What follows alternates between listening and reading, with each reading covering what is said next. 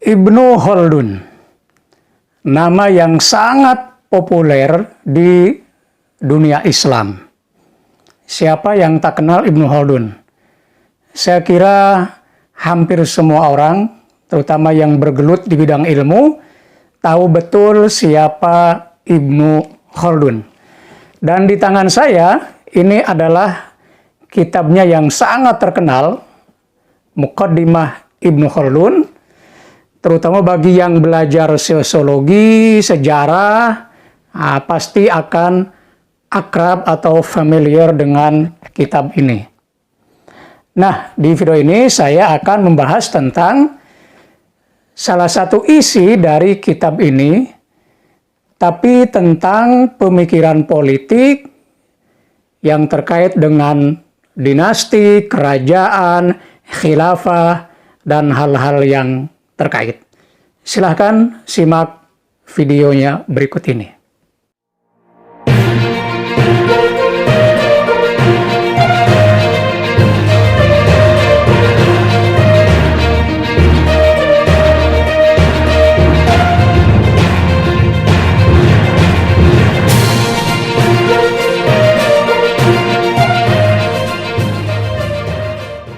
Teman-teman sekalian, kembali bertemu lagi dengan saya di YRC 13 Channel, dan saya akan menyuguhkan The Great Thinker Corner yang berisikan tentang pembahasan tokoh-tokoh pemikir baik di dunia umum maupun di dunia Islam.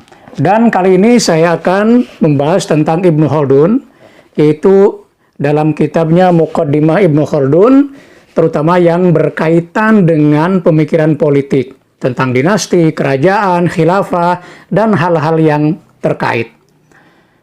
Memang kita ketahui bahwa Ibnu Khaldun itu ditempatkan di jajaran ahli-ahli sosiologi. Bahkan sekarang di Barat sudah ada pengakuan bahwa Ibnu Khaldun ini merupakan pemula ya, atau yang menjadi pionir dalam ilmu sosial atau sosiologi. Jadi kalau dulu misalnya Bapak sosiologi itu seringkali disematkan kepada Auguste Comte ya dari Prancis, tapi sekarang mulai ada pengakuan justru Ibnu Khaldun lah yang lebih tepat untuk disebut Bapak sosiologi. Ya, Ibnu Khaldun kita tahu itu hidup di abad ke-13, tepatnya Ibnu Khaldun lahir tahun 1332 di Tunisia. Ya, meski dia bukan orang Tunis, ya dia keturunan Arab Hadramaut, tapi memang dia lahir dan besar di Tunisia. Karena itu orang-orang Tunisia sangat bangga dengan Ibnu Khaldun. Dan di kota Tunis itu dibangun sebuah gedung, ya, gedung Ibnu Khaldun yang dalamnya semua peninggalan atau hal-hal yang berkaitan dengan Ibnu Khaldun itu tersedia, semacam heritage-nya lah. Dan saya beruntung juga membeli buku ini itu di kota Tunis. Kebetulan tahun 97 sampai 2000 saya bertugas di Tunis, sehingga sempat membeli kitab Muqaddimah ini. Nah, kemudian Ibnu Khaldun meninggal tahun 1406 di Kairo. Jadi kalau kita lihat tahunnya jelas dibandingkan dengan sosiolog-sosiolog modern dari Eropa, itu Ibnu Khaldun jauh lebih awal. Ya, kalau yang Auguste Comte dan kawan-kawan itu kan abad 18, 19, sudah abad modern ya. Nah, satu hal yang perlu dikatakan lagi bahwa abad 13 itu dalam Islam merupakan abad kemunduran. Karena kita tahu Baghdad itu dijatuhkan oleh Mongol di bawah Hulagukan itu tahun 1258 atau sudah masuk abad 13. Artinya Ibnu Khaldun itu hidup pada masa Islam sedang mengalami penurunan. Bahkan abad 13 itu disebut-sebut sebagai abad disintegrasi. Ya, kekhilafan Islam terpecah-pecah ya setelah Baghdad jatuh. Misalnya ada dinasti Fatimiyah di Mesir, ada dinasti Safawiyah di Persia, ada dinasti Mughal di Asia. Ya, artinya disintegrasi itu terjadi dan Islam mengalami kemunduran. Nah, Ibnu Khaldun itu hidup dalam kurun waktu seperti itu. Lalu apakah situasi sosial politik seperti itu berpengaruh atau berdampak pada pemikiran Ibnu Khaldun dalam kitab Muqaddimahnya ini? Nah, itu nanti akan kita coba lihat, kita cari tahu ya. Baiklah teman-teman, kita mulai saja dari pemikiran politik beliau yang ada di bab 3 dan 4. Tentu kita mulai dari bab 3 dulu ya. Nah, belajarnya kita baca sedikit-sedikit, ya, lalu kita coba interpretasikan ya. Al-babu tsalis minal kitabil awal. Nah, ini bab ketiga ya. Fid dual al-amah wal mulk wal khilafah wal maratib as-sultaniyah wa ma ya'ridu fi dzalika kullihi minal ahwal wa fihi qawaid wa mutammimat. Nah, di sini bahasanya yang paling menonjol ada 3, yaitu ad-dual al-amah. Secara harfiah diartikan negara umum, tapi banyak ditafsirkan sebagai dinasti ya. Kemudian al-mulk, kerajaan, ya ketika itu memang rata umumnya ya memang kerajaan ya. Kemudian wal khilafah dan khilafah. Jadi ada tiga fokus ya yang coba digali atau coba dipelajari, dianalisis oleh Ibnu Khaldun. Al-faslul awal, nah ini fasal pertamanya atau subchapter pertamanya. Fi annal mulka wa daulatal ammah innama yuhsolani bil qabili wal asobiyah. Ini pernyataan di awal itu sudah menjelaskan sebenarnya ya, bahwa al-mulk, kerajaan, wa daulah al-amah, ya, tadi diartikan sebagai dinasti, itu innama yuhsolani, sesungguhnya itu diraih, dicapai, bil qabil. Qabil itu kan qabilah, suku atau kesukuan.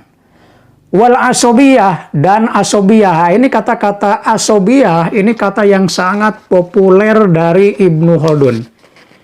Group feeling, perasaan kelompok, yang itu dalam ilmu sosial diterjemahkan dengan solidaritas sosial. Jadi asobiyah itu merupakan solidaritas sosial. Bahkan ini merupakan kata kunci ya kalau kita ingin memahami Ibnu Khaldun, bukan hanya dalam konteks sosiologi atau ilmu sosial, tapi juga dalam konteks politik. Baik, kita lanjutkan bacanya ya. Wa dzalika anna qararna fil faslil awal annal mughalabah wal mumana'ah innama takunu bil asobiyah lima fiha minan nu'rah wat tadzamur wastimatati kulli wahidin minhum duna sahibihi. Ya, dan itu telah kami tegaskan di bab awal atau di fasal awal di dalam buku ini maksudnya ya. Cuma kan kita tidak baca dari awal. Jadi tentang asobiyah ini sudah dijelaskan di bab-bab awal. Anal mughalabah wal mumana'ah, bahwa al-mughalabah ghalaba, penguasaan, pemenangan atau penaklukan, kalau dalam konteks negara itu kan menguasai, menaklukkan gitu ya. Wal mumana'ah dan perlawanan, penentangan, perlawanan, innama takunu bil asobiyah. Jadi dicapai dengan asobiyah, dengan solidaritas itu. Jadi orang kalau mau memenangkan sebuah negara, menaklukkan sebuah negara, itu dengan asobiyah. Syaratnya dengan asobiyah, dengan solidaritas sosial. Lima fiha minan nu'ra wa tadzamur wa istimatati kulli wahid minhum. Karena dalam proses al-mughalabah tadi, penaklukan itu misalnya ya kan ada serangan, ada keinginan untuk saling bunuh, ya, saling istimatah kan, saling mematikan, saling membunuh satu dengan yang lain, ya peperangan kan, penaklukan itu isinya ya begitu. Menyerang, membunuh, saling membunuh, ya karena berhadap-hadapan kan. Nah, tentu saja kalau solidaritas sosialnya kuat di satu kelompok, maka dia akan menang, akan ghalib. Itu. Makanya solidaritas sosial menjadi penting. Ini kalau kita bicara tentang teori negara, itu kan ada force teori, teori kekuatan. Nah, kelompok yang kuat itu akan menang. Nah, kuatnya itu kalau menurut Ibnu Khaldun adalah dengan solidaritas sosial.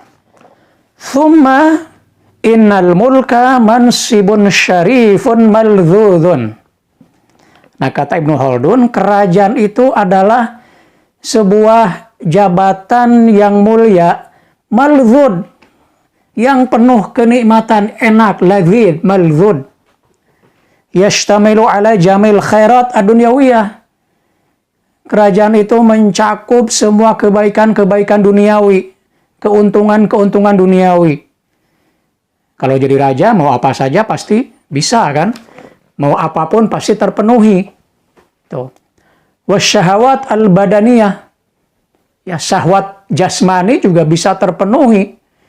Mau makanan yang paling lezat, mau bangunan yang paling indah, dan sebagainya itu bisa dipenuhi. Wal maladh an-nafsaniyah, dan kenikmatan-kenikmatan jiwa, kenikmatan-kenikmatan nafsu. Ada semua di dalam kerajaan itu. Fayaqa'u fihi at-tanafus ghaliban. Maka terjadilah at-tanafus, persaingan. Karena apa? Karena orang rata-rata kan ingin mendapatkan semua kenikmatan duniawi itu. Dan kenikmatan duniawi itu adanya di al-mulk, di kerajaan. Maka orang at-tanafus, tanafasa ya tanafas, untuk mencapai kerajaan itu, mendapatkan posisi yang paling tinggi dan ke bawahnya. Itu ya. Terjadilah persaingan. Wa qalla ayyusallimu ahadun li sahibihi illa idza ghalaba alaihi. Maka sedikit sekali yang mau menyerahkan kepada lawannya. Mana ada orang yang sudah menikmati kerajaan, lalu tiba-tiba ada kelompok yang datang menaklukkan, lalu menyerah begitu saja, kan tidak ada. Qalla, sangat sedikit yang mau menyerahkan kerajaannya kepada si penakluk. Ya. Jadi, illa idza ghalaba alaihi, kecuali ya memang langsung kalah. Kalau udah kalah, ya nggak ada jalan lain kecuali menyerahkan kerajaannya.